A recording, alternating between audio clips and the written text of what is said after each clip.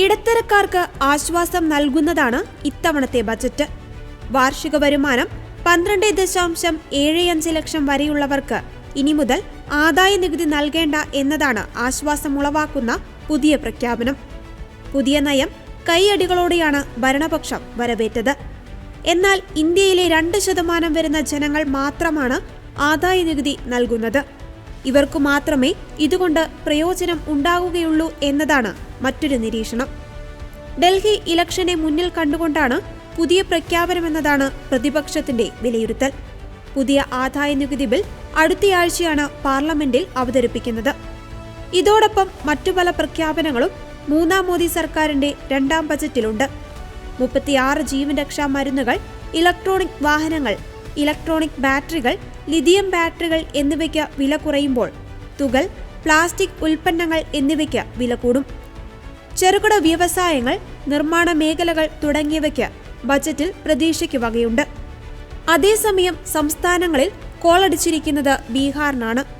ബീഹാറിനെ food hub ആക്കുമെന്നാണ് ബജറ്റിലെ പ്രഖ്യാപനം. ഇതിന് മഖാന ബോർഡുകൾ സ്ഥാപിക്കും. സസ്യാഹാരികളുടെ പ്രോട്ടീൻ സംഭരണ കേന്ദ്രം എന്നറിയപ്പെടുന്ന പ്രത്യേകതരം താമര വിത്തുകളാണ് മഖാന. ഇതിന്റെ ഉൽപാദനത്തിനു വേണ്ടി പ്രത്യേക ഗവേഷണ കേന്ദ്രം വേണമെന്ന് നേരത്തെ ബീഹാർ കേന്ദ്രത്തോട് ആവശ്യപ്പെട്ടിരുന്നു. ഈ ആവശ്യം പരിഗണിച്ചാണ് മഖാനയുടെ ഉൽപാദനവും സംഭരണവും വിതരണവും ശക്തമാക്കുക എന്ന ലക്ഷ്യത്തോടെ മഖാന ബോർഡുകൾ സ്ഥാപിക്കുന്നത്. അതോടൊപ്പം ഗ്രീൻഫീൽഡ് വിമാനത്താവളങ്ങൾക്കും ബീഹാറിൽ അനുമതി നൽകിയിട്ടുണ്ട്. സംസ്ഥാനങ്ങളുമായി ചേർന്ന് പ്രധാനമന്ത്രി ധൻധാന്യ കൃഷി യോജന പദ്ധതിയാണ് മറ്റൊരു ഹൈലൈറ്റ്. വിളവൈവിധ്യവും കാർഷിക ഉൽപാദനവും കൂട്ടുക, മികച്ച സംഭരണ സംവിധാനം ഉറപ്പാക്കുക, ജലസേചന സംവിധാനം മെച്ചപ്പെടുത്തുക, ധനലഭ്യത ഉറപ്പാക്കുക എന്നിവയാണ് ഇതിന്റെ ലക്ഷ്യങ്ങൾ. 1.7 കോടി കർഷകർക്കാണ് ഇതിന്റെ ഗുണം ലഭിക്കുക.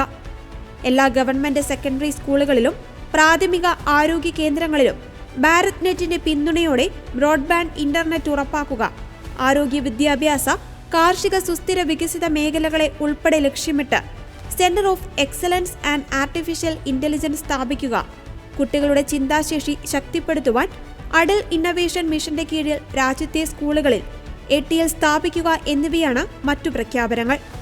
കാർഷിക മേഖലയെ ശക്തിപ്പെടുത്തുവാൻ കിസാൻ ക്രെഡിറ്റ് കാർഡിന്റെ പരിധി 3 ലക്ഷത്തിൽ നിന്നും 5 ലക്ഷമായി ഉയർത്തുമെന്നും പ്രഖ്യാപിച്ചിട്ടുണ്ട്. എന്നാൽ വയനാടിനോ വിഴിഞ്ഞത്തിനോ വേണ്ടി പ്രത്യേക പദ്ധതികളൊന്നും ബജറ്റിൽ ഉൾപ്പെടുത്തിയിട്ടില്ല. അതേസമയം പാലക്കാട് IITക്ക് ധനസഹായം പ്രഖ്യാപിച്ചിട്ടുണ്ട്. 10 മേഖലകളായി തിരിച്ച് ദാരിദ്ര്യ നിർമ്മാർജ്ജനമാണ് ബജറ്റ് ലക്ഷ്യം വെക്കുന്നത്. സ്ത്രീകളുടെ പ്രാതിനിധ്യം 70% വർദ്ധിപ്പിക്കുമെന്ന പ്രഖ്യാപനങ്ങളും നിർമ്മല സീതാരാമൻ ബഡ്ജറ്റിൽ ഉൾപ്പെടുത്തിയിട്ടുണ്ട്. രാജ്യത്തിന്റെ ഊർജ്ജ ആവശ്യങ്ങൾ നിറവേറ്റുവാൻ ആണവ നയത്തിലും മാറ്റമുണ്ടാകുമെന്നാണ് ബജറ്റ് പ്രഖ്യാപനത്തിലൂടെ വ്യക്തമാകുന്നത്.